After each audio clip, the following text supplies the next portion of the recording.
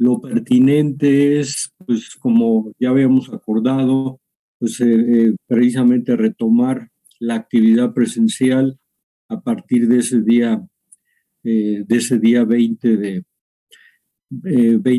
de abril. Yo ahora el viernes, recuerden que tenemos este viernes examen presencial en el mismo salón donde tuvimos el examen la vez pasada, todo el grupo nos vamos a reunir ahí este viernes a las 12 para hacer nuestro segundo examen parcial. Y de hecho a Gaby le encargué y si no, el viernes lo haremos, ya que termine el examen, me voy a dar una vuelta al salón. Parece que tenemos asignado un salón el día miércoles y otro salón el día viernes. Entonces tenemos que ver que, bueno, el salón esté limpio, prácticamente que tenga el suficiente cupo para el grupo que somos 60, en teoría somos 60 los que estamos en lista de inscripción, y que todo esté en orden para el día 20 retomar la actividad presencial. Obviamente la empatía consiste en que si por algún motivo alguien, por X razón, que incluso distancia o demás se le complicara poder algunos días venir, pues no hay ningún problema, ¿no? Esa es la empatía que podemos nosotros tener. Si alguien no puede asistir a clase presencial, por ejemplo, ahora que nos viéramos presencialmente, pues obviamente eh, no tomo lista, prácticamente ahí lo que sí tomo, y Gaby, pues espero que me pueda seguir ayudando de manera presencial, pues son las participaciones que ya saben que me gusta tener las clases con mucha dinámica, con mucha participación por parte del grupo, ¿no? Ya sea de lo que se ha visto en clases anteriores, como precisamente lo que se está viendo al momento. Entonces, si alguien no puede asistir, también ya lo vieron ustedes, todas las presentaciones de PowerPoint que yo utilizo, las coloco en el chat para que las tengan disponibles. Obviamente será de que alguien en algún momento se perdió una clase, pues trate de recuperar lo que se vio, ¿no? Obviamente, pues, con más razón, nuestros exámenes, que de por sí ya lo son presenciales, pues continuarán en esa modalidad. Así es de que, bueno, pues por el momento así está la situación, y pues vamos a ver qué pasa de aquí a ese día. Ya como sabemos, la semana próxima no tenemos labores, es el periodo de la Semana Santa, prácticamente no hay actividad. Esperemos que esto no descontrole nuevamente el tema de la pandemia, y que sigamos por el buen camino que se ha tenido en las últimas semanas. Entonces, bueno, el viernes, como ya quedamos, tenemos el examen de la parte de enzimas, conste, y obviamente lo hemos colocado en la fecha que ustedes decidieron tener, porque como yo les dije, lo que a mí me interesaba era que se prepararan bien para el mismo, que obviamente tuvieron mejores resultados que el anterior. El tema es más concreto y además se presta mucho a hacer preguntas en base a ejercicios, ya saben, los ejercicios con regresión lineal, precisamente para saber un inhibidor de qué tipo es, en función a lo que nosotros veíamos, y si al hacer la regresión lineal con las dobles inversas de velocidad y de sustrato, pues encontramos que sin inhibidor y con inhibidor, pues no se modifica velocidad máxima, pero prácticamente aumenta el KM. Bueno, tenemos una inhibición. Si por el contrario, prácticamente la KM es casi igual y se tiene una reducción en la velocidad máxima, es otra inhibición de las que caen dentro del grupo de las reversibles. Y si al hacer la comparativa de la regresión sin inhibidor y con inhibidor, las pendientes son iguales, por ende las rectas son paralelas, es el otro tipo de inhibición. Hay que contestar en función a qué decimos que es una inhibición u otra. Hay que poner el cálculo de la regresión lineal simple con la doble recíproca. Bueno, el manejo de la ecuación de Michaelis, que es muy sencilla, sabernos la ecuación de la hipérbola equilátera de velocidad igual a la velocidad máxima por la concentración del sustrato entre el Km más el sustrato y pues obviamente manejar algebraicamente esa ecuación. Si me dan relaciones entre ya sea la velocidad y la velocidad máxima, hacer la simplificación para ver cuál será la relación, por lo tanto, de Km y el sustrato, o viceversa, si me dan una relación X de que el sustrato es el 50% del Km o el 30% del Km, y me preguntan cuál será la relación, por lo tanto, de las dos velocidades, velocidad y velocidad máxima. Obviamente hay echarle un buen ojo a cómo se clasifican las enzimas en función al grupo al que pertenecen, saber si me dan los 3 dígitos primeros que ya nosotros practicamos sobre todo y vimos echándole un vistazo a manera de ejemplo, cómo se dan los primeros 3 dígitos para el grupo 1 de las oxidorreductasas, ¿no? Entonces, si a mí me dicen 1, 1, 1, 1, 3 unos, por ejemplo, ¿de qué enzima estamos hablando? Entonces me tienen que decir una oxidorreductasa, precisamente donde el donador es un alcohol y donde el aceptor es el NAD. Eso me lo deben de saber decir porque lo repasamos en ese sentido, ¿no? Las diferentes propiedades que tienen las enzimas, ¿no? Que vimos varias, el comportamiento que tienen ante cambios del pH, la temperatura, etcétera. Y luego, pues obviamente el tema de las enzimas que son reguladoras, acuérdense que están por un lado las alostéricas, que tienen más de un sitio, aparte del sitio activo, tienen otra región que es sensible a la presencia de otros metabolitos que son llamados moduladores, y puede haber positivos, negativos, ¿no? Y luego las enzimas que se modulan por unión covalente, prácticamente pusimos el ejemplo de las enzimas que regulan la ruta del glucógeno, tanto la hidrólisis del glucógeno, ese esquema que pusimos con se le llama la regulación en cascada, el que vimos con las enzimas glucógeno fosforilasa o la glucógeno sintetasa, que son enzimas reguladoras de la glucogénesis y de la glucogenólisis, y eso permite que los dos procesos metabólicos no funcionen simultáneamente, porque esas enzimas moduladas covalentemente, pues una cuando tiene fosforilados sus OHs es activa y la otra, si los tiene fosforilados, es inactiva. Vimos todo el papel del AMP cíclico, las hormonas como el glucagón, la adrenalina, la insulina, en fin, ¿no? De tarea, ustedes hicieron varias tareas, recuerden, hicieron de tarea pues el tema de las isoenzimas con la lactato deshidrogenasa, también hicieron tarea de la estructura química de las coenzimas NAD, FAD, coenzima A, obvio, no les voy a pedir la estructura, pero sí deben de saber pues, la función que desempeñan las coenzimas en las enzimas conjugadas. Entonces, el tema es muy concreto, básicamente no hay muchas cuestiones relevantes y de verdad yo espero buenos resultados para este segundo examen, ¿no? Que mejore mucho lo que ocurrió con el anterior. Y bueno, pues entonces vamos a retomar la presentación que ya se las compartí, el día de ayer les compartí a petición de ustedes la presentación PowerPoint que estoy usando para esta parte que le llamamos la química de los ácidos nucleicos.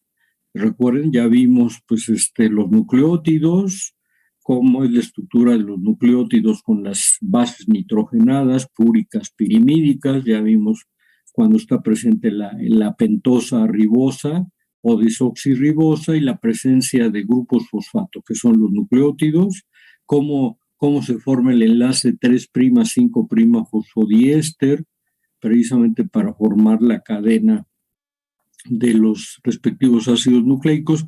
Y pues ya habíamos visto las características hablando del DNA, los datos de la doble hélice, cuánto mide el diámetro del DNA, cuánto mide cada vuelta, ¿no?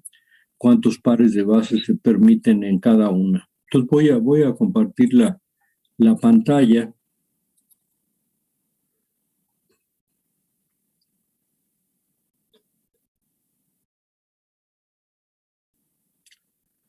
Voy a ponerla.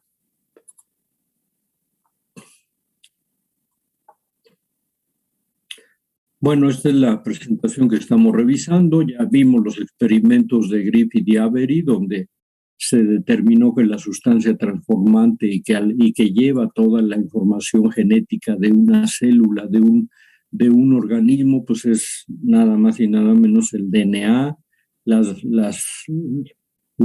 bases o nucleótidos poco comunes que abundan sobre todo en los ARNs, principalmente los ARNs de transferencia.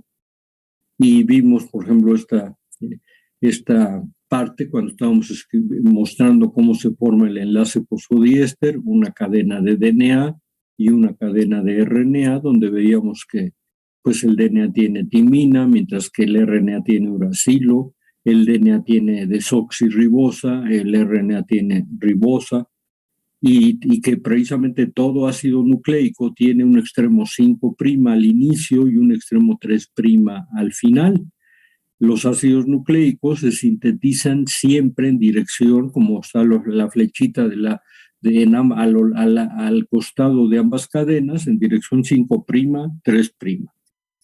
Vimos que, pues lo que ya vemos, que el DNA es sensible el DNA es resistente, a la hidrólisis alcalina, en cambio el RNA no, y esto se debe a que la ribosa con su OH en la posición 2', pues permite el ataque nucleofílico que realiza el radical oxidrilo del álcali que se está utilizando para la hidrólisis, Vimos la absorbancia a 260 nanómetros de todos los nucleótidos, tanto con ribosa y desoxirribosa.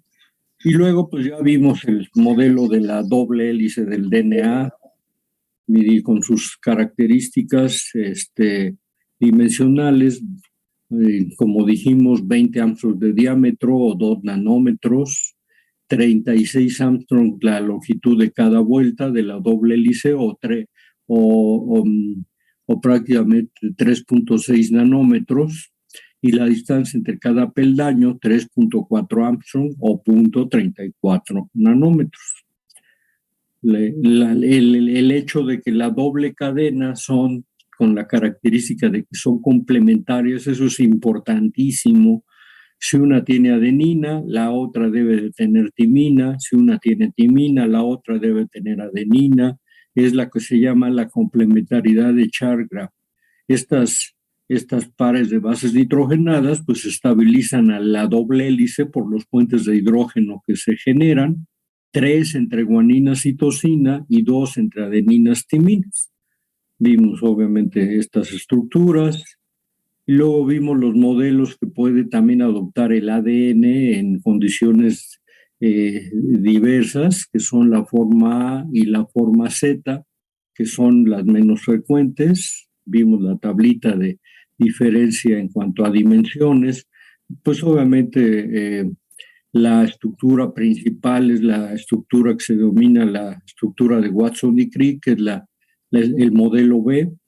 Vimos que la doble hebra es susceptible a desnaturalizarse, precisamente a muy altas temperaturas, arriba de 90 grados puede empezar a desnaturalizarse el DNA, pero si se enfría y se mantienen las dos hebras pues prácticamente en solución, pueden las dos hebras volverse a reconocer y regenerar el DNA original. Es decir, la desnaturalización es totalmente reversible, ¿no? Dimos el TM, que es el la temperatura a la cual se desnaturaliza el 50% del DNA, y eso pues también va a depender de cuántos pares de guanina y de citosina contienen. Vimos la posibilidad de formación de estructuras cruciformes, horquillas, dobles horquillas, por el hecho de que la doble hebra puede presentar palíndromos o repeticiones especulares, ¿no? Que explicábamos con anterioridad. Vimos las interacciones de los dímeros de timina que se generan cuando hay contacto con la luz ultravioleta. Vimos posibles riesgos de mutaciones en el DNA, en las bases nitrogenadas, con la presencia de diferentes sustancias químicas, nitritos, nitratos, nitrosaminas y demás. Y bueno, ahora prácticamente lo que vamos a revisar, aquí es donde nos habíamos quedado, ya más o menos fue suficiente de lo que hemos hablado del DNA. Ahora vamos a hablar del otro ácido nucleico, que es el ácido ribonucleico. Ya hemos dicho varias características. Primero que nada, es de una sola hebra, no es de doble hebra como el DNA, es de una sola hebra. Tiene ribosa en lugar de desoxirribosa, tiene uracilo en lugar de timina, y como lo acabo de decir, es sensible a la hidrólisis con hidróxido de sodio, con un álcali. Bueno, pues aquí tendríamos del lado izquierdo un modelo de varillas de un RNA. Obviamente la cadena la forman las ribosas unidas por los fosfatos, igual con el enlace 3'5' fosfodiéster. También tiene su polaridad 5' al inicio, 3' al final. Del lado derecho está otro modelo que es precisamente un modelo de esferas. Vean en color rojo, los colores rojos serían los grupos fosfato que junto con las ribosas están formando los enlaces fosfodiéster. Algunos RNAs, a pesar de ser una sola hebra, pueden presentar plegamiento que da la impresión en algunos momentos que fuera una doble hebra, pero no. Lo que pasa es que la hebra se puede enrollar en torno a sí misma y formar regiones de alfa hélice, como si fuera una doble hebra, pero no, son regiones de alfa hélice que generan la hebra única que tiene el RNA. Por ejemplo, aquí vemos un plegamiento de un RNA ribosomal. Acuérdense que también esa es otra característica del RNA. Hay hay varios tipos. Sí. Apaguen por favor sus micrófonos porque si no oímos sus charlas. Y prácticamente, como les decía, este es un RNA ribosomal. Acuérdense que puede haber RNA ribosomal, RNA de transferencia, RNA mensajero, que es el que lleva la información para que ocurra la síntesis de una proteína, como vamos a ver más adelante. Bueno, este es un RNA pequeño, un RNA de 128 nucleótidos. Fíjense, cuando se habla del tamaño del DNA, se habla de pares de bases. Cuando se habla de un RNA, se habla de nucleótidos, pues porque no es una doble cadena. Vuelvo a repetir, es una hebra sencilla. Bueno, este es un RNA ribosomal del Xenopus laevis. Este es un sapo, este es un anfibio. Y bueno, como ven, sobre todo en la figura de la izquierda, alcanzan ustedes a ver en color rojo, donde está la parte roja final, ese es el extremo 5', y en azul se ve el extremo 3'. Es una sola hebra, no son dos, ¿no? Pero se enrolla de tal manera que generan zonas de alfa hélice, o más bien de doble hélice, ¿no? Que es lo más correcto de señalar. Por ejemplo, el otro RNA es el RNA de transferencia. El RNA de transferencia tiene como función transportar a los aminoácidos para la síntesis de proteínas. Es el RNA más pequeñito que puede haber. más o menos tiene en promedio, los RNAs de transferencia tienen cerca de 75 nucleótidos, y igual que el anterior, vean, este RNA de transferencia presenta plegamiento que pareciera que son dos hebras y es una sola, ¿no?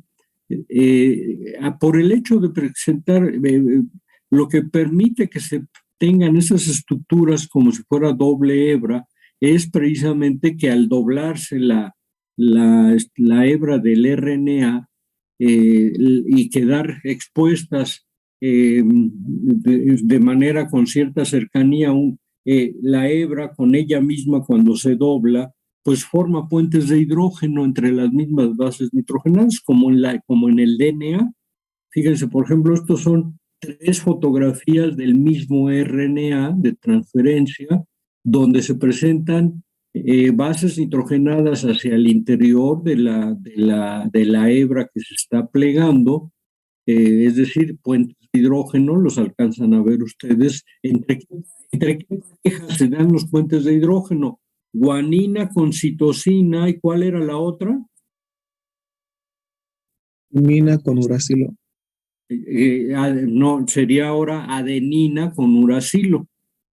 Sí, porque como es RNA y no hay timina, pues ahora el apareamiento es adenina con uracilo y guanina con citosina, ¿no?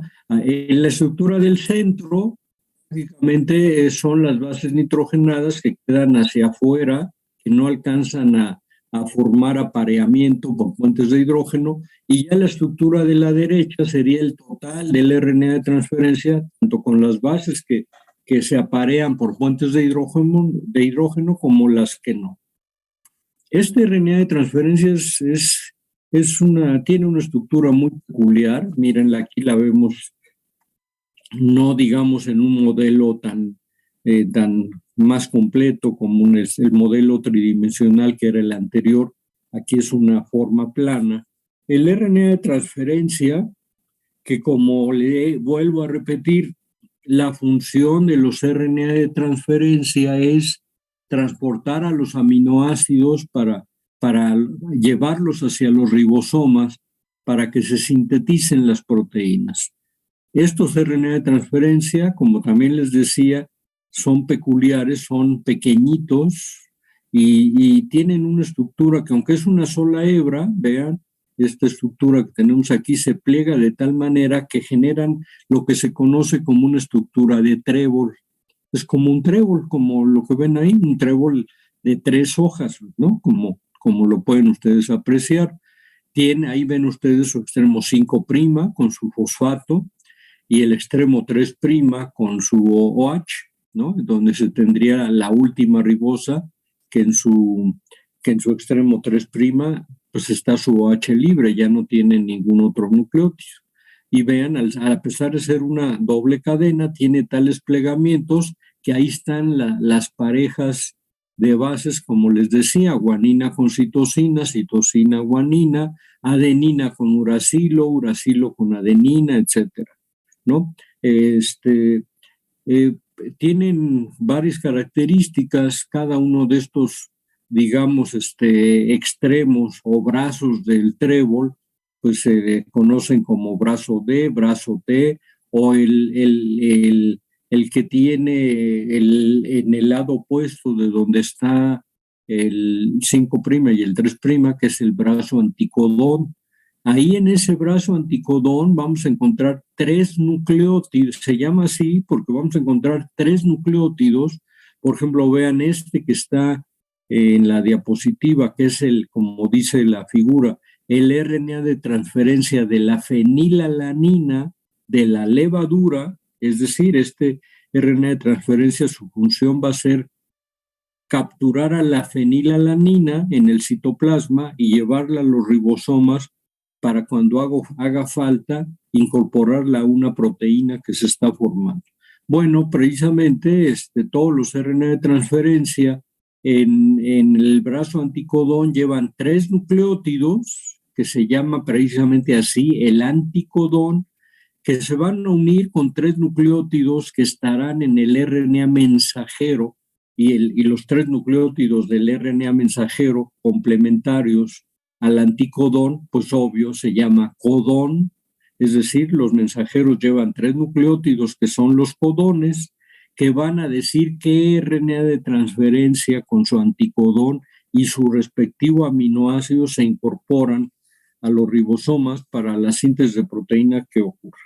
Pero acuérdense que en este tema vamos a revisar el dogma central de la biología molecular y esto lo veremos cuando estemos en el proceso de la traducción, cuando estemos explicando cómo se sintetizan las proteínas en los ribosomas y ahí veremos el papel de los RNA de transferencia.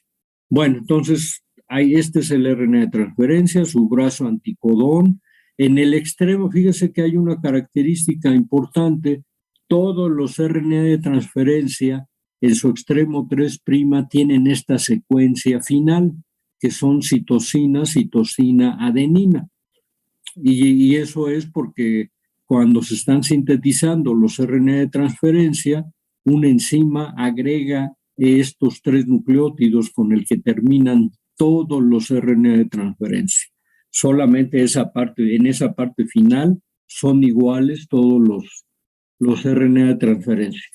Obviamente debe haber varios RNA de transferencia porque ya sabemos que hay 20 aminoácidos, entonces al menos debe haber 20 RNA de transferencia porque cada RNA de transferencia va a servir para transportar un aminoácido específico, entonces mínimo debe haber 20, aunque vamos a ver que hay más de 30 disponibles para transportar a los 20 aminoácidos que se necesitan para formar las proteínas. Bueno, entonces este es el RNA de transferencia. Miren, aquí se estaría visualizando el RNA que tengo en colores naranja y amarillo, que es esta hebra, es el RNA mensajero, que ahí estarían exhibiendo sus 3 nucleótidos que son el codón, y el que está arriba en verde es el RNA de transferencia. Esta cabecita que se ve aquí, que se alcanza a apreciar, es el brazo anticodón, donde estarían los 3 nucleótidos que forman el anticodón. Aquí se estaría dando la interacción codón-anticodón. Codón, 3 nucleótidos de mensajero, anticodón, 3 nucleótidos del ARN de transferencia complementarios, que serían el anticodón. Bueno, ya habíamos dicho en el tema de las enzimas que hay ciertos RNAs que tienen actividad catalítica, como las enzimas que es decir, siguen la cinética de Michaelis, obviamente realizan una serie de reacciones. Por ejemplo, habíamos visto que pueden unirse al DNA y romper en un enlace fosfodiéster, como si fuera una enzima DNasa. Pero bueno, esto nada más vean ustedes la estructura de estas pequeñas ribosimas. Son obviamente RNAs pequeños de una sola hebra, como lo ven incluso en el esquema de abajo. La ribosima es todo lo que está entre rosa y rojo. Es una sola cadena de RNA, como aquí su extremo 5' del lado izquierdo, 3' del lado derecho, y tiene esta horquilla en la parte central.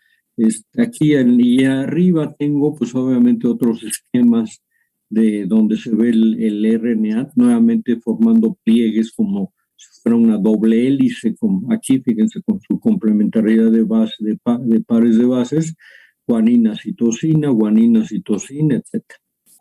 Vamos a ver cómo actúan estos pequeños RNA, sobre todo cuando se dé la transcripción en las células eucariontes, en el segundo proceso del dogma central de la biología molecular. Y bueno, aquí tengo otro RNA. El RNA ribosomal es más grande que el RNA de transferencia. Del lado derecho, esta estructura que ven ustedes, pues obviamente con muchas horquillas, con muchos brazos, estructuras como si se formaran zonas circulares. Es un RNA, prácticamente es un RNA ribosomal de los varios que puede haber. El RNA ribosomal, la función que desempeña es asociarse a proteínas y formar la estructura del ribosoma, por eso su nombre, RNA ribosomal. Entonces pueden ustedes ver este RNA, voy a ver si lo puedo aumentar un poco.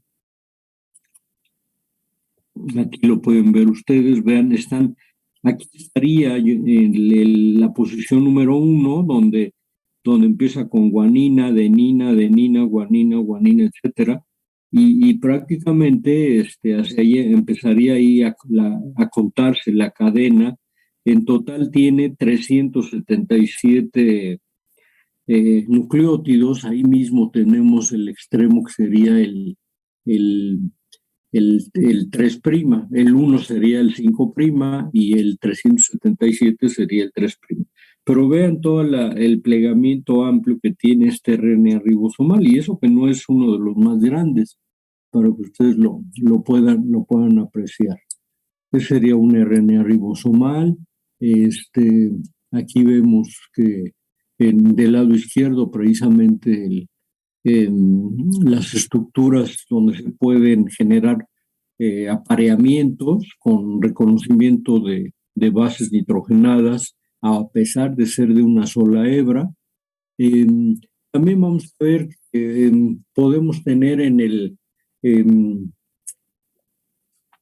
cuando se forman sobre todo los RNAs mensajeros que van a servir para formar a las proteínas. Los RNAs mensajeros son los que van a llevar la información de los genes, precisamente para que se formen proteínas respectivas. Puede haber RNAs que lleven un solo gen, serán por lo tanto un RNA monocistrónico, pero como ocurre en las bacterias, podemos tener un RNA que al transcribirse lleva la información de varios genes, por ejemplo, para que se formen 3 proteínas diferentes. Entonces, un RNA policistrónico, así se denomina cuando tiene más de la información para más de un gen que va a dar lugar a una respectiva proteína. Bueno, la parte final de esta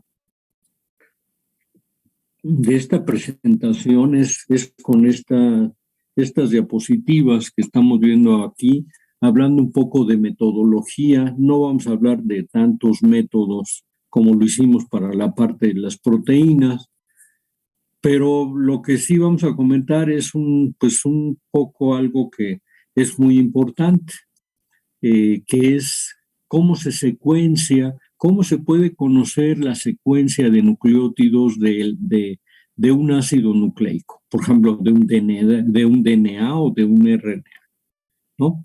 Recuerden ustedes que en el tema de proteínas, que fue el tema inicial del curso, vimos cómo Frederick Sanger diseñó la estrategia para secuenciar una proteína, y la primera proteína secuenciada fue la insulina por allá por los años 50.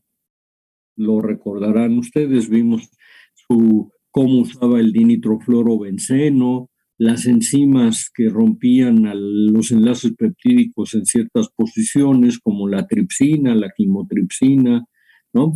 Que cortaban ciertos lados de las cadenas peptídicas, y en función de eso él iba armando la estructura de la insulina, que recordarán le permitió recibir el premio Nobel.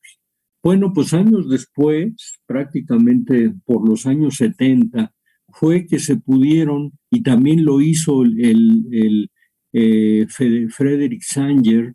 Sanger también propuso una técnica que es la que vamos a ver ahorita, para secuenciar ahora DNA, ¿sí?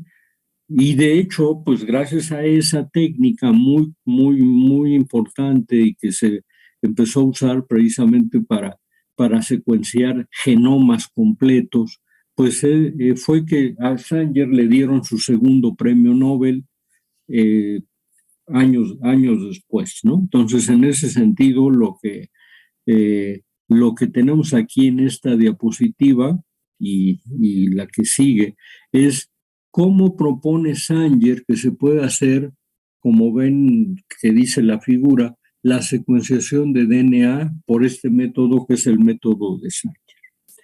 En primer lugar, cuando vimos lo de la formación del enlace fosfodiéster, es decir, cómo se van uniendo los nucleótidos para formar una cadena de DNA, pues yo les comenté que no era un proceso tan sencillo, sino que intervienen enzimas como las ADN polimerasas y lo que se está formando es DNA, o RNA polimerasas y lo que se está formando es RNA. Esas enzimas lo que hacen es ven una cadena que toman como patrón y van formando una nueva cadena que es complementaria de esa que están tomando como patrón. Entonces vamos a ver, aquí el esquema me parece que es muy clarito para que vean el fundamento de la técnica. Pues sí voy a necesitar, déjenme ver, que no veo por aquí dónde está la...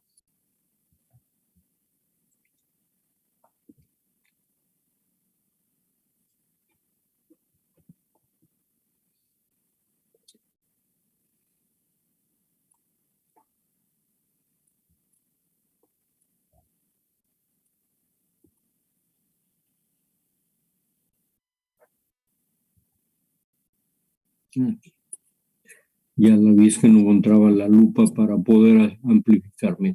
Vamos a ver primero la parte superior. Voy a tratar de explicar lo que dice la reacción que está de aquí del lado derecho.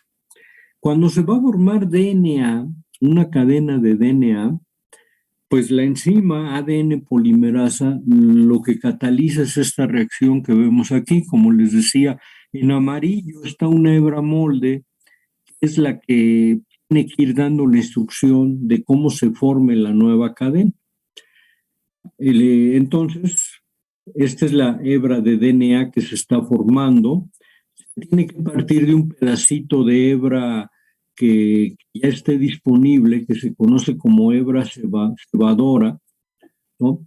Y entonces esta hebra cebadora es en la que se van a ir agregando los nuevos nucleótidos, ¿sí? Entonces, bueno, observen la hebra de abajo, que tiene una polaridad 3', 5', es la que se toma como molde para que la cadena que está formando tenga entonces una polaridad contraria, empieza en 5 y acabe en 3', ¿no?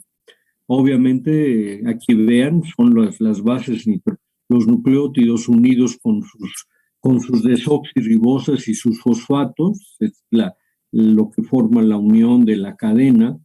Las bases nitrogenadas están hacia el interior. Vean, aquí está la complementariedad de bases. Adenina va con timina, citosina con guanina, guanina con citosina, guanina, citosina, citosina, guanina. Y ahora la enzima lo que va a agregar es el siguiente nucleótido. El nucleótido, ahorita acaba de colocar un nucleótido de guanina, ¿no? Precisamente está agregando en este instante un nucleótido de 3 fosfatos de la guanina, el complementario de la citosina, y que tiene que llevar desoxirribosa porque se está formando DNA, por eso dice DGTP. Esta estructura que está aquí sería el DGTP, ¿no? Desoxiguanosintrifosfato. Yo les dije, los nucleótidos entran con 3 fosfatos, pierden 2 y se incorporan con 1 para que se formen el enlace fosfodiéster. Eso está ocurriendo en este instante. Y enseguida, ya que termine de agregarse el nucleótido de guanina con su desoxirribosa, pues la hebra molde indica que el siguiente que se debe de incorporar es timina. Ahí lo ven ustedes, cómo se debe, el que tiene que agregarse es el complementario de la timina, y el que es complementario de la timina es la adenina. Entonces aquí ya viene el siguiente nucleótido, la enzima captura el nucleótido ahora de desoxiadenosintrifosfato, que es el siguiente nucleótido, que es ahora y tendrá que hacer lo mismo que antes, ¿no? Obviamente ponerlo en contacto y en el extremo 3', los OHs que vemos que están aquí disponibles son del extremo 3' de la hebra que va creciendo, y ahí es donde se va a dar el ataque nucleofílico con el fosfato del desoxi ATP. Así se va sintetizando una cadena de ADN a lo largo en las células con la acción de la ADN polimerasa. Bueno, eso es lo que ocurre, y Sanger ya lo sabía en esos años 70, que así actuaban las polimerasas. Bueno, ¿y qué es entonces lo que hace Sanger para poder secuenciar un fragmento de DNA? Bueno, pues lo que hace él, y para eso vimos la inhibición competitiva ya nosotros, precisamente en el tema de enzimas que acabamos de ver. Miren, pues Sanger lo que hace es engañar a la polimerasa. ¿Y cómo la engaña? Pues vean este reactivo que tenemos en la parte inferior que dice análogo DNTP. Bueno, pues nosotros, si nos damos cuenta, este nucleótido tiene algo extraño. Bueno, tiene su base nitrogenada, que puede ser cualquiera de las 4, adenina, citosina, guanina, timina, ¿no? No, esa parte no importa, ahí está el nucleótido que corresponda. Tiene en el 5', la pentosa tiene sus 3 fosfatos, todo pareciera correcto, pero observen ustedes la pentosa, ¿no? La pentosa no es ribosa, ni tampoco es oxirribosa, porque acuérdense cómo se enumeran los carbonos de la pentosa. Este es el 1', el 2'. En el 2' debería de haber un OH para que fuera desoxirribosa, no lo hay. El 3', que pues, obviamente, enumeré al revés, perdón. Sí estamos bien. Por ejemplo, es 1', 2', 3', 4', 5'. Sí, estaba bien la numeración. Entonces aquí prácticamente la molécula no tiene oxígeno en el 3', que debería de tenerlo. Ya sabemos que en el 2' no hay, por eso debería de ser desoxirribosa. Aquí está bien, pero aquí donde está el hidrógeno en rojo debería de haber un OH para que fuera desoxirribosa. Entonces no tiene oxígeno, y por eso este es un nucleótido de desoxirribosa, porque es una ribosa que le faltan 2 oxígenos. Por eso dice la doble D en el nombre y se llama DDNTP. Entonces, eso hace Sanger. Voy a subir para explicar la parte inferior. Entonces, ¿cómo se le ocurre a él secuenciar una cadena de DNA? Vamos a hacerlo juntos. Voy a tratar de explicar para que lo entiendan bien. Esta diapositiva me gusta mucho porque es muy ilustrativa. Miren, fíjense qué es lo que tenemos en la parte de arriba. Como dijimos, tenemos la hebra molde, que es la que indica qué nucleótidos se van a ir agregando. De 3', 5' es la dirección en la que está la molde. Y la cadena que se va a formar debe de tener un pedacito ya formado, que es el cebador, es la que está en rojo, que dice cebador y que empieza en 5'. Este cebador debe de tener el extremo 3' con su OH disponible, porque ahí es donde van a llegar, en teoría llega la ADN polimerasa a agregar los nucleótidos. Si todo estuviera normal, pues vendría la ADN polimerasa a formar, fíjense, lo que deseamos secuenciar es este fragmento que aquí nosotros ya vemos, que tiene esta secuencia después de la hebra molde. Lo que se va a formar aquí, complementario a esto, es lo que nosotros queremos secuenciar. Se supone que no lo conocemos. precisamente, si la enzima polimerasa pues tuviera sus 4 nucleótidos normales, el DCTP, nucleótido de citosina, DGTP, de guanina, de adenina y de timina, con su desoxirribosa, bueno, la enzima iría agregando el de guanina, el de adenina, luego el de timina, otro de timina, ¿ven? El complementario de lo que dice la cadena molde, y se formaría la hebra complementaria de la molde que tenemos aquí. Bueno, entonces Sanger lo que dice, bueno, voy a secuenciar este pedazo. ¿Cómo lo voy a hacer? Bueno, pone los 4 desoxitrifosfonucleótidos, pone los 4 desoxitrifosfonucleótidos, pone la enzima ADN polimerasa, pero, ojo, pone también en cuatro, todo esto lo reparte en 4 tubitos, y en cada tubo pone lo siguiente. En un tubito pone el dideóxido de ATP, vean la doble D, eso significa. En otro tubito pone el dideóxido de CTP, en otro tubito el dideóxido de GTP, y en otro tubito el dideóxido de TTP, es decir, los análogos con los que quiere él engañar a la enzima. Además, estos dideóxidos están marcados radioactivamente para poder hacer un seguimiento donde interaccionen estos dideóxidos. Bueno, como lo que se va a formar es lo complementario de esta cadena, vamos a ver qué es lo que ocurre. Miren, cuando se agrega el dideóxido de ATP, el dideóxido de ATP pues va a reaccionar, va a competir, va a competir con el que tiene una sola D, el DATP. Precisamente van a ser complementarios. ¿De quién es complementario el ATP? De las guaninas que llegue, de las timinas que llegue a tener la cadena.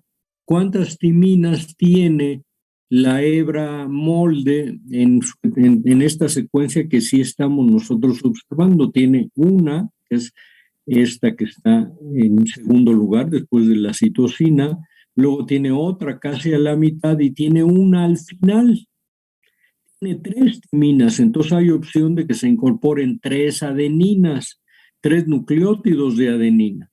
Bueno, si la enzima no se equivocara y mete la adenina aquí, luego la adenina cuando toca acá y la adenina cuando ya concluya, pues no pasaría nada y no había marcaje fluorescente.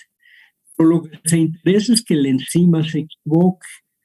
¿Qué pasa cuando se equivoca? Eso es muy importante. Voy a subir otra vez.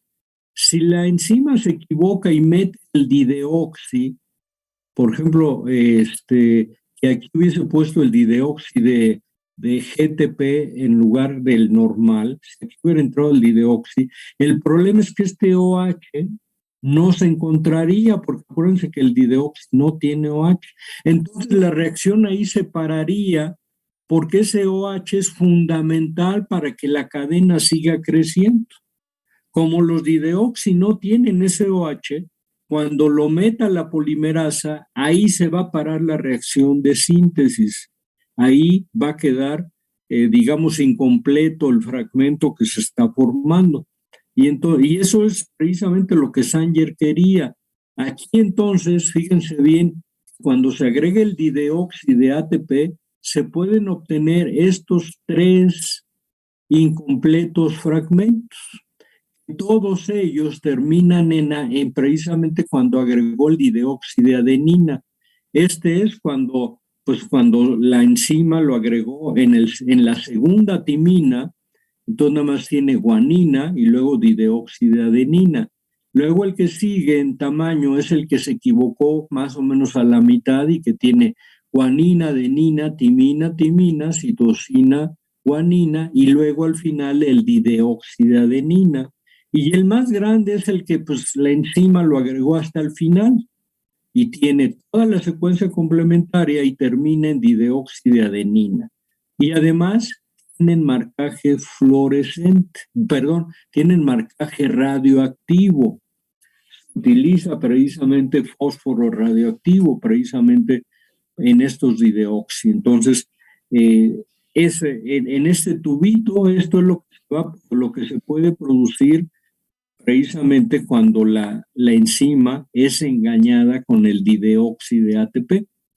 En el segundo tubo que pone el dideóxido de CTP, ya sabemos que es complementario de la guanina. ¿Cuántas guaninas tiene la cadena aquí? Esto lo conocemos porque lo estamos viendo.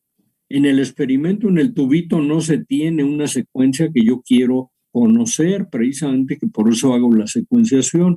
Aquí, con propósitos didácticos, pues lo estamos apreciando para que entendamos el fundamento de la técnica. ¿Cuántas guaninas tiene? Pues si contamos, tiene una, en el quinto nucleótido, guanina, tiene otra más adelante, tiene dos. Entonces quiere decir que se van a poder unir en dos momentos los dideóxido de citosina y voy a obtener dos fragmentos que ahora terminarán en dideóxido de citosina. Cada uno de ellos, porque ahí es donde, vuelvo a repetir, se detiene la reacción. Luego, fíjense, este es cuando agrega el dideóxido de guanina, pues como hay 4 citosinas, una, la primerita, luego esta de la parte media, enseguida viene otra y casi al final viene otra. Entonces voy a obtener 4 fragmentos que terminan en dideóxido de guanina. ¿Se dan cuenta cómo esos fragmentos son diferentes en tamaño?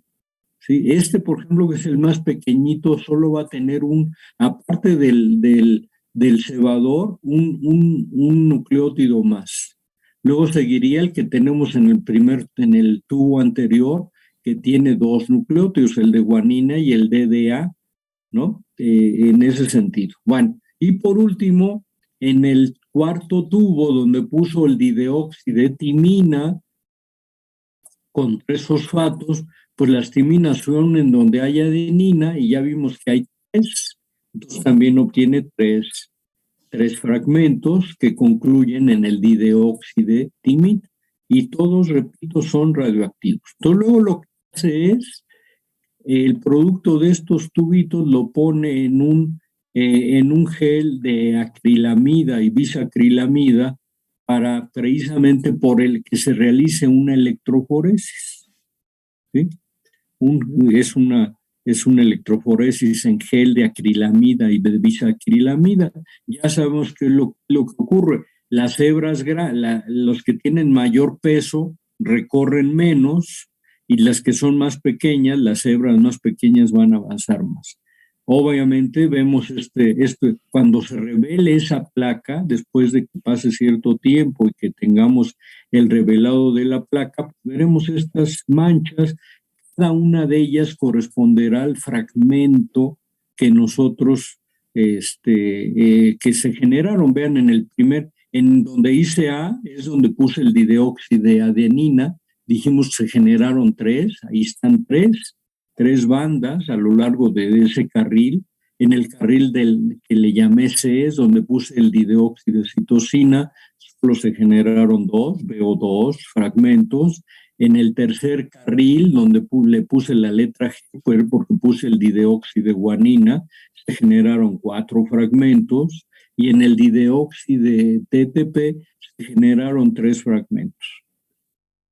¿Cómo se lee el gel? Ya que está revelado, hay que leerlo de abajo hacia arriba, dependiendo de abajo hacia arriba qué fragmentos veo, porque abajo estarán los más pequeñitos, los que avanzaron más. Y entonces voy leyendo, fíjense, vamos a hacerlo juntos todos. Entonces aquí veo la hebra que avanzó más, cuando me la encuentro de abajo hacia arriba, es esta, y está en el carril de las Gs. Entonces escribo al lado derecho G. Luego la que seguiría sería la del carril de la A. Entonces hay una A, Luego hay estas dos que están juntas y que están en el carril de las T's, entonces tiene dos T's, y así voy.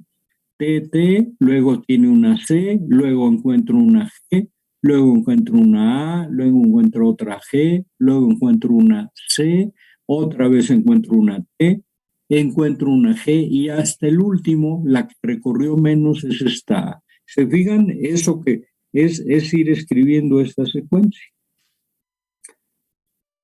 Si ustedes le sacan la cadena complementaria a esta, sería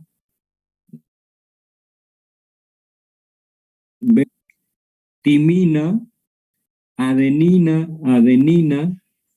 ¿sí? Guanina, citosina, timina, citosina, guanina, adenina, citosina, timina. Y es exactamente la que tiene esta cadena. ¿Ven? Eso es como se secuencia. No es nada sencillo, es una técnica que, esta técnica de secuenciar, este es digamos, el inicial método de Sanger, se llama el método manual, porque todo hay que hacerlo, y además con radioactividad hay que hacerlo con mucho cuidado. Cuando yo hice mi doctorado en España, ya hace un buen rato, pues me tocó hacerlo muchas veces y me tardaba 2 días en toda la experimentación, en primero hacer la reacción precisamente con los dideoxi,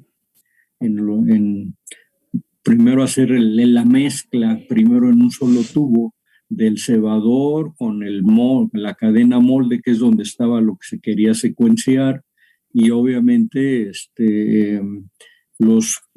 sus 4 nucleótidos normales, su enzima.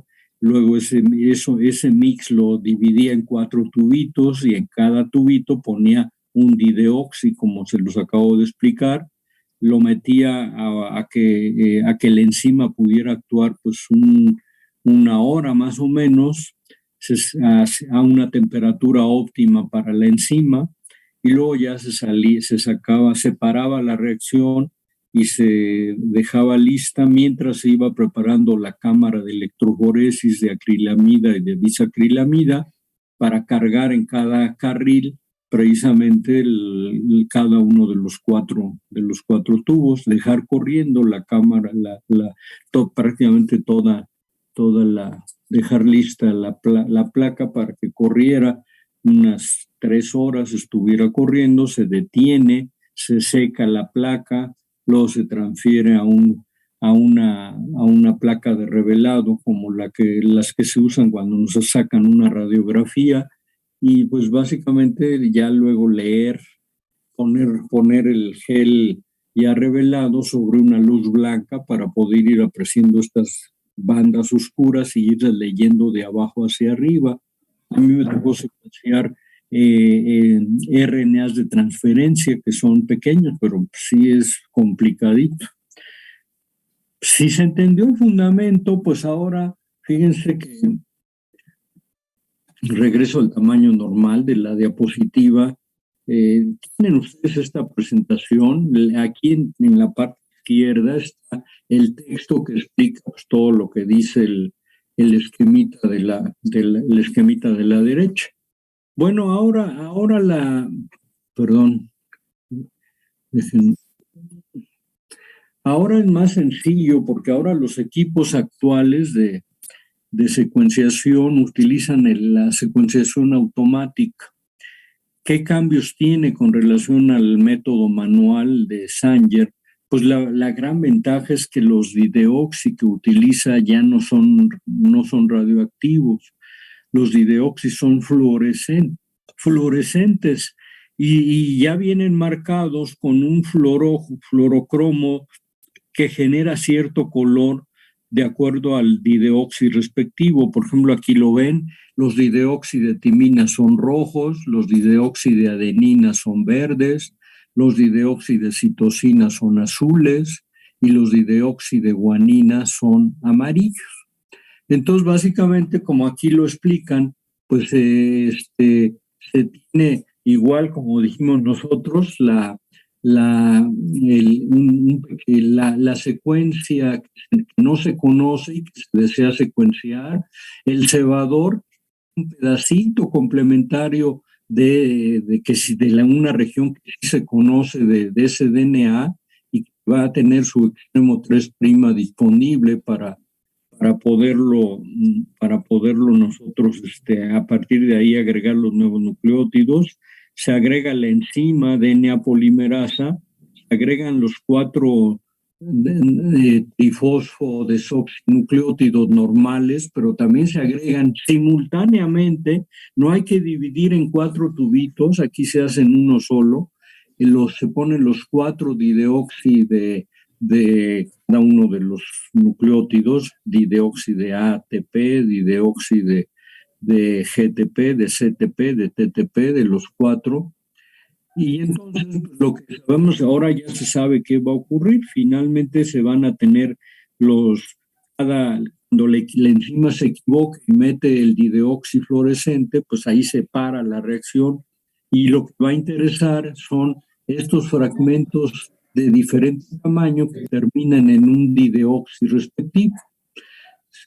Se desnaturaliza, se hace una desnaturalización precisamente para que se me queden las hebras sencillas, y eso se mete a una electroforesis capilar en un solo carril. No necesito para 4 carriles como en el anterior caso. En esta electroforesis capilar se coloca a que corra las diferentes bandas.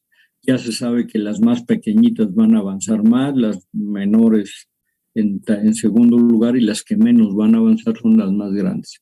Entonces, el equipo, todo esto es un equipo automático, tiene un detector con rayo láser, de abajo hacia arriba va reconociendo precisamente por color y va diciendo qué nucleótidos tenemos, y nos lo reporta en un electroferograma como el que ven abajo, prácticamente donde están los picos de color que indican cada uno de los 4 nucleótidos que tiene esa secuencia desconocida.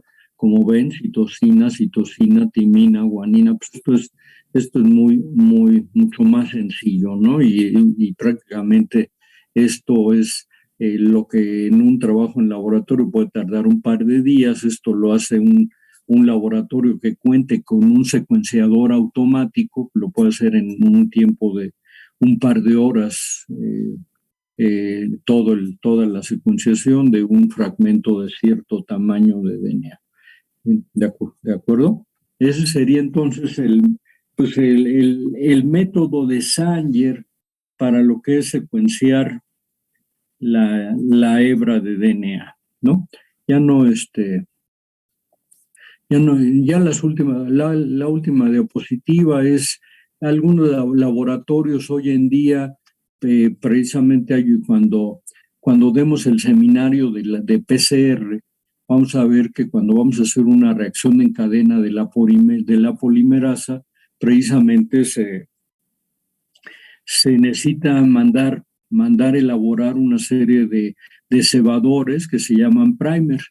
Y este esquema, estas 2 fotos que trae la diapositiva, es el fundamento de la técnica que se usa cuando se quieren sintetizar algunos oligonucleótidos en un laboratorio. También es un equipo especial que hace que precisamente se puedan ir incorporando los nucleótidos que uno quiera para una cadena pequeña de DNA, normalmente de 10, 20 nucleótidos. Pero ya no vamos a verla, no quiero confundirlos. Para mí es suficiente que hayan entendido el fundamento de la técnica de secuenciación de Sanger, tanto el método manual de los dideoxiflores de radioactivos con el método automático, que es muy similar, solo que más concreto, más sencillo, con los dideoxi fluorescentes.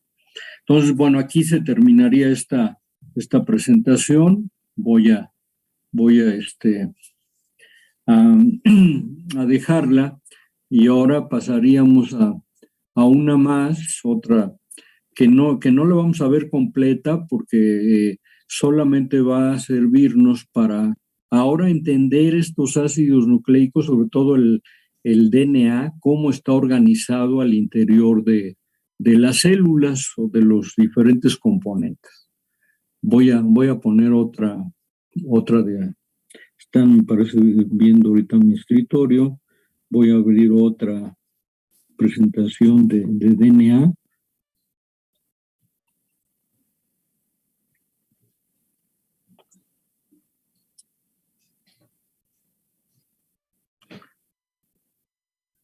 Bueno, esta nueva presentación nos va a llevar un poco a entender cómo está organizado el DNA en los diferentes componentes celulares.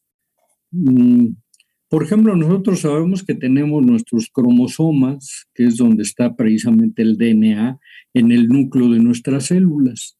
En un cromosoma vamos a ver que está el centrómero, los telómeros, a los lados de ellos, y ahí es donde tenemos en esos telómeros prácticamente las secuencias y los genes que se van a necesitar expresar.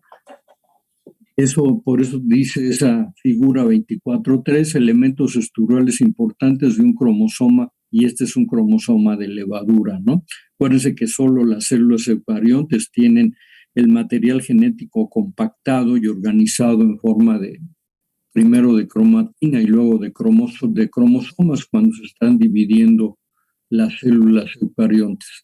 También en las células eucariontes vamos a ver que los genes precisamente no tienen toda la información de forma continua. Por ejemplo, aquí tengo el gen que va a ser útil para que se produzca la proteína ovoalbúmina, o el de la derecha, que es el gen que va a servir para que se forme la cadena beta de la hemoglobina. Los genes eucariontes tienen esta característica que no tienen los genes procariontes. Vean ustedes, están separados por estas regiones que tienen letras, que son las grises, y por las regiones que están en color rojo, que tienen número. ¿Sí?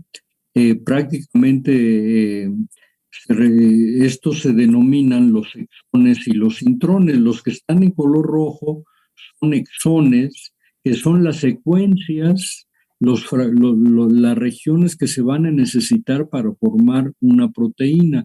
Y obviamente los intrones, por el contrario, las regiones en oscuro, en que aquí se ven gris, son los intrones, los que tienen las letras. Esos intrones deben ser removidos cuando se está formando el RNA mensajero. Un proceso que veremos más adelante es precisamente de lo que voy a dejarles los seminarios, que finalmente hoy vamos a empezar, yo creo que a asignarlos en cuanto veamos estas diapositivas. Nos faltan unos 15 minutos para que concluya la clase.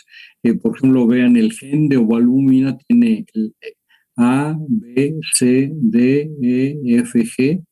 Son 1, 2, 3, 4, 5, 6, 7 intrones que deben de ser eliminados precisamente para que queden los puros exones y se pueda leer el mensajero y forme la proteína, que es la ovoalbúmina. Y en el otro caso, para la hemoglobina, pues, solo hay 2 intrones, uno de 131 pares de bases y otro de 851 pares de bases. Vean, por lo regular los intrones por lo regular son más grandes que los exones. Deben de ser eliminados esos 2 intrones para que me queden juntos el exón 1, el exón 2 y el exón 3.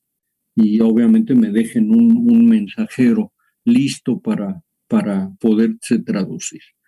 Pero bueno, ahora fíjense las microfotografías que vienen enseguida. Este es un bacteriófago, es decir, es un virus que afecta a bacterias. Alcanzan a ver en el centro de color blanco, precisamente, la estructura de lo que es la parte de la cubierta proteica del bacteriófago. Y vean, alcanzan a apreciar, vamos a ver si tengo sí tengo aquí la pantalla. Miren, aquí lo amplifiqué. Aquí está la escala en el microscopio electrónico. ¿Cómo se ve toda esta maraña que sale, pareciera que emerge del bacteriófago? Ese es el DNA que tenía en su interior el virus. Fíjense toda la cantidad de DNA que es comparado con el tamaño que tiene la estructura del virus. Prácticamente es una estructura pequeña. Déjenme.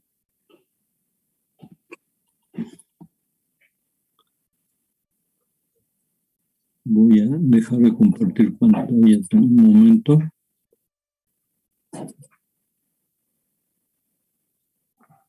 Bueno, entonces ahorita la vuelvo a poner.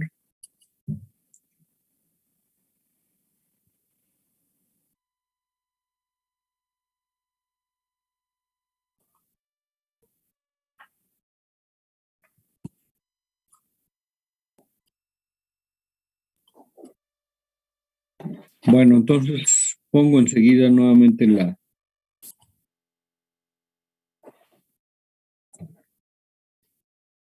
anterior. Bueno, entonces, y acerco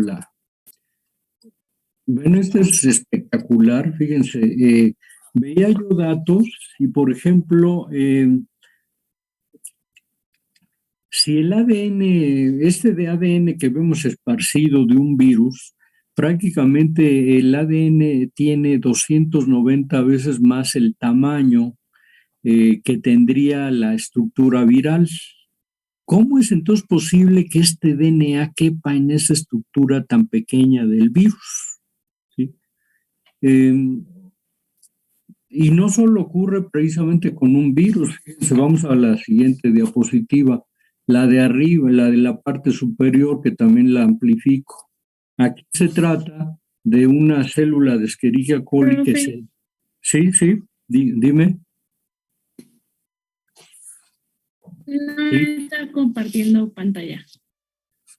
Perdón. Gracias por recordarme. Dejé de compartir pantalla.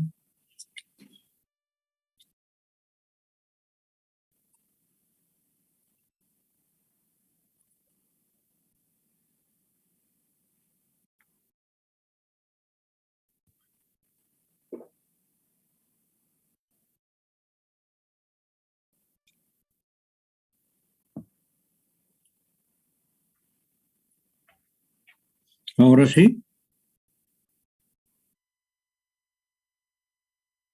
Sí, ya se ve. Sí. Ahora sí ya se ve. Ok, entonces aquí tenemos ahora en la parte que tenemos aquí está ahora la E. coli que se lisa, y vean también todo el DNA sale del interior de la bacteria.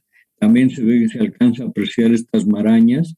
Deben de saber que las bacterias tienen unas estructuras de DNA pequeñitas, circulares, que son donde están apuntando las flechas, que se llaman plásmidos. Son otros DNAs que complementan el DNA. Con las bacterias no tienen tienen un solo cromosoma. Es el DNA que contienen. Entonces, fíjense, una bacteria, si todo su DNA lo estiráramos y quedara como en forma lineal, mediría 17 milímetros. A lo mejor les parece que no es muy largo, ¿no? Pero pues, ¿cuánto mide una bacteria? Entonces, se dice que el DNA mediría 850 veces el tamaño de la propia E. coli. Ahora una célula eucarionte, por ejemplo, la célula de la mosca de la fruta, de la drosofila, prácticamente el DNA que tiene la célula de la mosca de la fruta tiene 35 veces más DNA que la bacteria. ¿Sí? Y las células humanas, de una vez para hablar de nuestras células, tienen 700 veces más DNA que la bacteria. ¿Saben cuánto mediría el DNA de una de nuestras células cuando se dice cuánto mide el genoma humano? Bueno, pues en cada una de nuestras células está nuestro genoma, que es todo nuestro DNA. Si se tomara el ADN de nuestras células pensando que tenemos cromosomas dobles, ¿saben cuánto mediría? 2 metros. Espectacular, ¿no? Y 2 metros de DNA, más de nuestra estatura, el de una célula de nosotros, ¿eh? Entonces, el Leninger hace mucho hacía un ejercicio donde si el DNA de todas nuestras células de un solo ser humano se unieran por sus extremos y se estiraran, ¿saben qué mediría, qué distancia tendría? Iría y regresaría de la Luna 360 veces. Es espectacular, ¿no? Entonces, la cuestión es, ¿cómo se logra que tanto DNA quepa en estructuras pequeñas como es un virus, como es una bacteria, como es una célula eucarionta, por ejemplo, de la mosca, de la fruta, o como es precisamente nuestras células, ¿no? Nuestras células eucariontes. Bueno, pues aquí vemos lo que es un cromosoma. Ya sabemos que nosotros como especie tenemos 23 pares de cromosomas, pero ahí tenemos en la tablita pues, el número de cromosomas de algunos organismos. Por ahí está nosotros como son 23 pares, pues en total serían 46 cromosomas, ¿no? Y ahí tenemos que, bueno, ahí más que nosotros está la gallina, que tiene 78 cromosomas, todavía mayor cantidad de material genético. El ADN, la doble hélice, ¿cómo se encuentra organizada en el interior de las células? Sobre todo de las células eucariontes, son las que nos interesan, pues presenta un proceso de un superenrollamiento como el que visualizamos aquí. Como cuando, bueno, ustedes no son de esta época en que esos teléfonos como el que está ahí, ustedes yo creo que ni los conocieron precisamente, pero eran el teléfono donde él siempre, también incluso las primeras computadoras tenían sus cables todavía alcanzamos a tener algunos cables de esa naturaleza que se superenrollan en sí mismos. Entonces, básicamente en la diapositiva lo que nos muestra precisamente es este modelo que el DNA puede presentar un enrollamiento muy intenso. Aún en las bacterias que su DNA es de tipo circular, pues el DNA circular está enrollado sobre sí mismo, ¿no? Como ahí lo muestra el esquema. Ahora, el DNA en nuestras células no está solito. Está asociado a diferentes proteínas, que tienen carga positiva y que se conocen como las histonas, precisamente porque son ricas en aminoácidos polares positivos como lisina, como arginina. En la tablita de abajo, que dice tabla 24.3, tenemos precisamente 5 histonas diferentes, H1, H2A, H2B, H3 y H4, sus pesos moleculares, el número de aminoácidos que tiene cada una y, como ven, la cantidad de lisinas y de argininas que contiene, que las hace ser catiónicas estas, y pueden interaccionar fácilmente con el DNA, porque ya saben, el DNA por sus fosfatos tiene cargas negativas, entonces hay una interacción iónica muy fácil entre las histonas y el DNA. Pero cuando se asocian las histonas con el DNA, no lo hacen de una manera desorganizada, sino que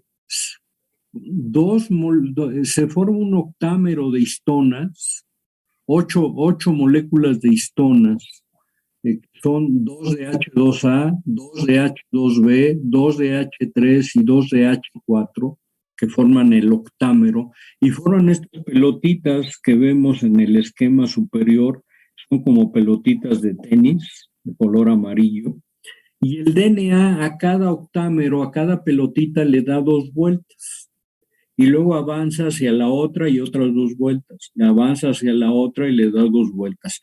A esta estructura le conoce como el nucleosoma o los nucleosomas. Son el núcleo con las 8 histonas y las vueltas que le da el DNA. Vean, esta es a la derecha, se ve una fotografía al microscopio electrónico de un nucleosoma y también se le denomina el collar de perlas porque parece un collar, ¿verdad? Que tienen por ahí sus perlitas colocadas. Eso ya indica que la doble hebra del DNA no está totalmente solita, ¿no? Se empieza a enrollar, aparte del superenrollamiento que ya les decía, empieza a asociarse a las histonas, dándole este doble giro precisamente para formar la estructura del anillo, ¿no? Más o la estructura se visualizaría como se ve en la parte inferior, ahí se ve el octámero, prácticamente con las 8 moléculas de las histonas, que es al que le va a dar 2 vueltas la molécula del DNA. Aquí estaría, vean, sería en azul está el DNA, en azul claro y azul fuerte, y de colores en el centro están las 8 histonas. Este es el puro DNA, este es las puras histonas, y sería completa la estructura de una pelotita de tenis con sus 2 vueltas de la doble hélice de DNA. Entonces lo que va ocurriendo es que el material genético se va compactando de diferente manera. Miren, aquí lo apreciamos, aquí estaría en la parte inferior el DNA, la doble hélice, como ya la conocemos, con las dimensiones que postularon Watson y Crick. El siguiente nivel de compactación sería el collar de perlas, precisamente con las histonas y el DNA dándole 2 vueltas a ellas. Y luego, precisamente, compactándose esos nucleosomas, empaquetándose más todavía para formar una fibra de 30 nanómetros. Esas fibras se siguen compactando y se enrollan para formar un bucle que aproximadamente tiene, como lo dice la diapositiva, 75,000 pares de bases. Estos se enrollan y forman una estructura circular, precisamente que es precisamente ya lo que se llama la roseta, que tiene 6 bucles, como lo pueden apreciar ustedes ahí, y ya se sigue compactando hasta que forman la estructura de la cromatina, de un cromosoma.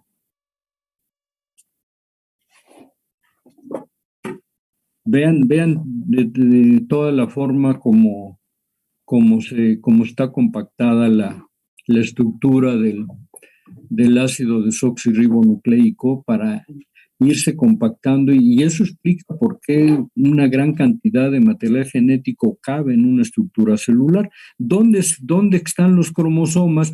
Pues están simplemente en un organelo que es el núcleo. En el núcleo celular tenemos precisamente a los cromosomas, que son precisamente todas estas estructuras.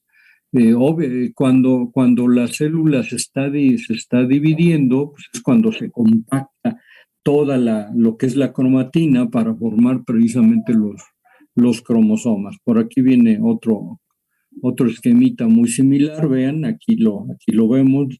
La doble hebra se enrolla, se forman los nucleosomas con los paquetitos de 8 histonas y se va compactando cada vez más hasta que llegue a generar los telómeros, los centrómeros y la estructura general de lo que son los cromosomas. Los cromosomas aquí, como se visualizan en el núcleo de la célula, compactados, sobre todo cuando la célula está empezando a dividirse por el proceso de la mitosis. Entonces, bueno, esa es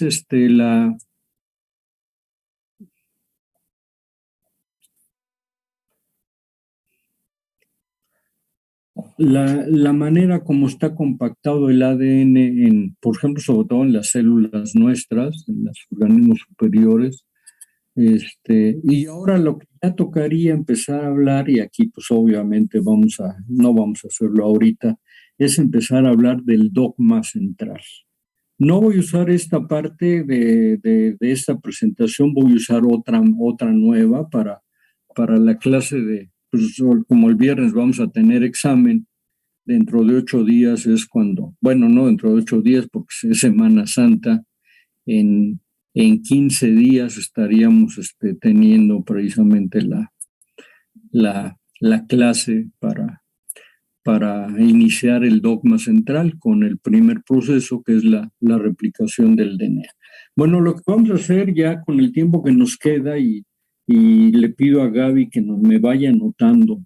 Quiero que anotemos los seminarios que quiero que se revisen y así saquemos precisamente bien el número de equipos que vamos a requerir en esta parte del tema de los ácidos nucleicos y del dogma central, que van a dar, así como lo hicieron para los seminarios de los priones y de las chaperonas y las chaperoninas. Ahora vamos a pedir equipos. Bueno, vamos a ver lo siguiente. Lo vamos a ir combinando porque yo les voy a explicar obviamente el dogma central, la replicación muy en general en procariontes y en eucariontes, la transcripción muy en general en procariontes y eucariontes, ¿sí? Y luego pues ya vamos a ver el tema de la traducción, donde veremos el código genético. Bueno, entonces vamos a hacer un primer seminario que va a ser cómo se regula la expresión genética. Primero, cómo se regula la expresión genética en las células procariontes. Primer seminario. Ahí vamos a ver lo que es el tema de los operones. Cómo se regula la expresión genética en procariontes. Segundo seminario, cómo se regula la expresión genética, pero ahora en células eucariontes.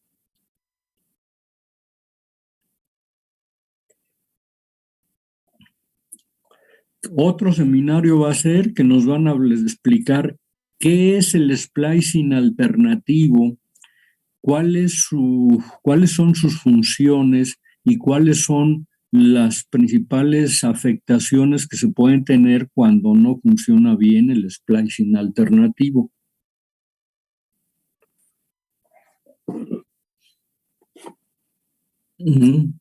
Luego vamos a ver un seminario que tiene que ver con lo que hoy hablé de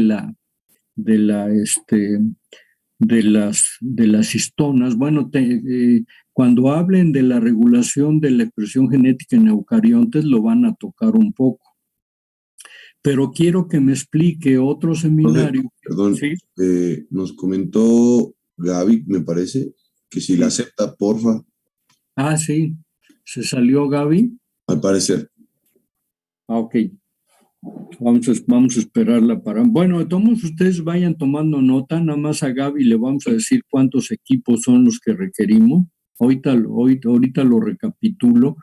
Bueno, y creo que el último seminario, bueno, no, faltan 2 más. Tendremos un seminario que es el seminario de epigenética y nutrición, así le vamos a llamar. ¿Qué es la epigenética y su relación con la nutrición? Y por último, ¿cuál es el fundamento y cuáles son los tipos de lo que es la reacción en cadena de la polimerasa, o sea, la PCR? Entonces, ¿ya estás por ahí, Gaby? Sí, profe, ya. Bueno, entonces tenemos seminario, y en ese orden los vamos a ir presentando. Seminario 1 sería, precisamente el seminario 1 sería regulación de la expresión genética en procariontes. Seminario 2, regulación de la expresión genética en eucariontes, ¿no? Luego, seminario 3, el splicing alternativo, con el tema de funciones y qué ocurre cuando no operaría apropiadamente. Seminario 4, creo que así, a partir de ahí di el tema de la epigenética y la nutrición, y el seminario 5 sería el seminario de reacción en cadena de la polimerasa, su fundamento y obviamente tipos de técnicas de PCR que podemos tener. Entonces, son 5 seminarios. Este seminario incluso complementa muy bien esta unidad de ácidos nucleicos, tal y como nos lo pide el programa.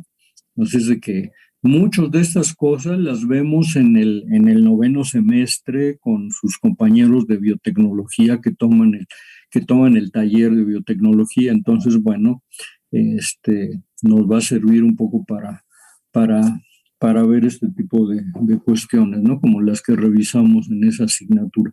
Entonces, son 5 equipos los que requerimos, Gaby, de los que tú ya habías empezado a anotar, serían 5 para que en función a eso, en el orden en el que los vamos a ver. Obviamente se van a ir impartiendo conforme yo les vaya diciendo, pero sí, conforme ya los asignemos. Si quieren, si se ponen ustedes de acuerdo de qué tema quieren dar y no se repiten, yo no tengo inconveniente que ustedes elijan el seminario. Pero si vemos que la gran mayoría quiere, por ejemplo, PCR, pues entonces vamos a tener que sortear, pero sí necesito que Gaby me diga, aquí están ya los 5 equipos, entonces para sortear los temas, si es que no se llegan a poner de acuerdo. ¿Sí? Entonces, sí, Gaby. Lo que pasa es que ya me mandaron los equipos y tenemos 9 en total, pero un equipo es de 2, entonces no sé si se Sí, lo... no, el equipo de 2 lo vamos a tener que suplir porque miren, yo quisiera que todos pudiéramos tener la oportunidad y los demás de cuántas, habíamos dicho que fueran de 4 o 5 personas máximo por equipo, ¿no? Entonces, pues lo que podemos hacer, Gaby, yo sugeriría que el viernes que estemos en el examen, lleva por favor los 9 equipos y pues ahí vamos pues como va a ser difícil que se pongan de acuerdo quiénes, porque, por ejemplo, pudiéramos tener ya los 9 equipos. Acuérdense que yo quiero que en todo lo que dure el curso, la mayoría del grupo pueda haber participado en menos un seminario. Por eso les pedí que fueran equipos diferentes, ¿no? Los 2 que ya participaron en los temas anteriores, pues no se involucraran. Y ahora vamos a dejar anotados estos 9 equipos. No son los únicos temas que vamos a ver cuando termine esta unidad y entremos a lo del metabolismo de carbohidratos y venga ciclo de Krebs, cadena respiratoria, pues ahí vamos a tener otro paquete de otros 4 o 5 seminarios. Entonces, pudiera ser que los 5 que les toque ahora, pues y que haya 4 que se queden sin dar seminarios, serían ya los 4 que serían para la unidad que sigue, ¿no? Para que en ese sentido así vayan anotándose. Todo lo que vamos a hacer si no se ponen de acuerdo de los 9, 5 que elijan estos temas, lo sorteamos el viernes, Gaby. Si me haces favor, llevamos, por ejemplo, 9 papelitos donde diga seminario 1, seminario 2 y otros vayan en blanco y ahí pues cada representante tú que ya los ubicas, saca su papelito y el seminario que les toca o si les sale papelito en blanco es que no les toca seminario, ¿no? Yo creo que es la forma más democrática, ¿no? que tenemos para asignar. Bueno, entonces, pues nos vemos el viernes, jóvenes. Déjenme dejar de compartir pantalla y creo que hasta la mía la tengo apagada. Déjenme,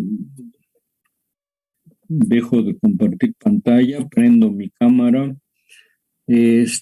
Pues nos vemos el viernes. Lleguen a buena hora. Yo trataré de estar ahí también. Yo tengo una clase de 9 a 11 en línea, pero de inmediato me traslado para allá para llegar unos 15 minutos antes y irlos acomodando en el salón y que podamos empezar puntual a las 12, ¿no?